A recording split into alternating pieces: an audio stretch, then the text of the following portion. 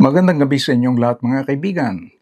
Totoo kayang wala ng eleksyon na mangyayari sa 2028? Pumapayag ba kayo na wala ng eleksyon?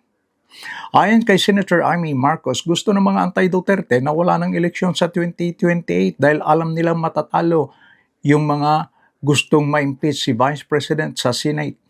At tiyak na mananalo daw si VP Sara sa pagkapangulo kaya wala silang recourse kundi ikasa ang Constitutional Assembly kung saan amindahan at palitan ang Constitution sa pamamagitan ng pagdagdag ng 3 taon ang termino ng mga kongresista at i-extend din ang term ni President Bongbong Marcos Jr. hanggang 2031.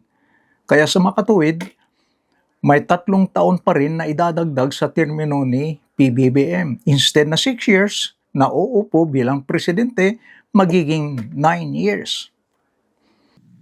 Yes, that's right. It turns out that Bato was only the beginning of the entire story. Yung pala, more importantly, they really wanted to change and get back the leadership of the Senate because there was so much at stake. Nakapusta na pala doon yung CONAS. Kasi ang problema nila, matatalo sa impeachment sa Senado, mananalo pa si VP Sara sa 2028, idetepok na sila. Kaya ang pag pinag-uusapan, ikasa na ang CONAS. Isa pa raw na paraan para hindi na makatakbo si VP Sara ay tataasan ang edad ng president. Tataasan ito mula 40 at gagawin itong 50. Kaya ang epekto nito, hindi pwedeng magiging presidente si VP Sara dahil sa ngayon, 47 years old pa lang siya at sa 2028, wala pa siyang 50. Kaya isa itong paraan para hindi makatakbo si VP Sara kahit na mananalo pa siya sa impeachment trial sa Senate. Palitan ng konstitusyon, dagdagan ng 3 taon ang mga kasalukuyang kongresista and extend the term even of the president until 2031 and no elections except perhaps for local positions. The other alternative was also discussed to raise the age for the presidency from 45 to 50 so that VP Sara would be disqualified. So this is a very high stakes game. It has little or nothing to do with Bato. He appears to be just a sidelight. And galit ang Pilipino sa term extension. Ayaw natin lang Noel. Bakit natin pipilitin na naman to? This has lost time and time again.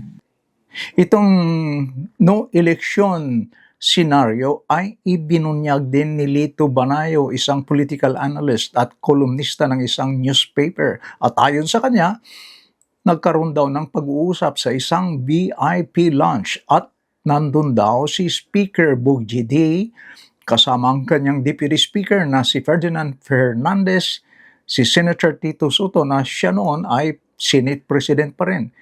Kasama ni Soto ang dating Senate Secretary Mendoza. At napag-usapan di umano ang pag-aminda sa Constitution sa pamamagitan ng Constituent Assembly o CONAS. Ito raw yung napag-usapan sa meeting. Ang mga natalakay ay una, ang Senado once the Constitution is amended, ang Senado ay gagawing ang eleksyon by region. No? Hindi na yung ngayon na nationwide ang paghalal natin ng ating mga senador. So by region, which means 18 ang ating administrative region. Kung tig-2, pinag-uusapan daw kung 2 o 3 per region. So kung 2 per region, magkakaroon ng 36 na senators. At kung 3 per region, magkakaroon ng 54 senators. Ngayon, para magawa yun, kasi magta-transition yan, di ba? Kung magkakaroon pa ng constitutional change, yes, magkakaroon ng transition. In which case, para ma-synchronize yung mga senador na re-electionist sa 2028, bibigyan ng 3 taong term extension. No? At gayon din ang mga congressmen. Kasi syempre kung i-extend mo yung senador, hindi mapapayag yung congressmen na hindi sila i-extend. So yun ang napag-usapan. No? Mainit at very controversial na usapin ito. Walang magaganap na eleksyon sa 2028. Pero nanindigan naman ng COMELEC na matutuloy ang eleksyon at hindi totoo yung kumakalat na speculation na walang mangyayaring eleksyon. Kaya marami sa ating mga kababayan ang nababahala dito sa usap-usapan na walang mangyayaring eleksyon. Pero ayon sa kanila, niluluto raw ng Marcos administration itong plano na ito para hindi na makatakbo si VP Sara. Pero sa mga iba naman, lalo na yung mga anti-Duterte, ito'y pananakot lamang at isang destabilisasyon laban sa government. Pero sa inyong palagay, ano ang inyong opinion? May katotohanan kaya ang umuugong na balita na walang eleksyon na magaganap sa 2028? Papayag ba kayo na wala ng eleksyon? O kaya okay lang sa inyo na walang eleksyon?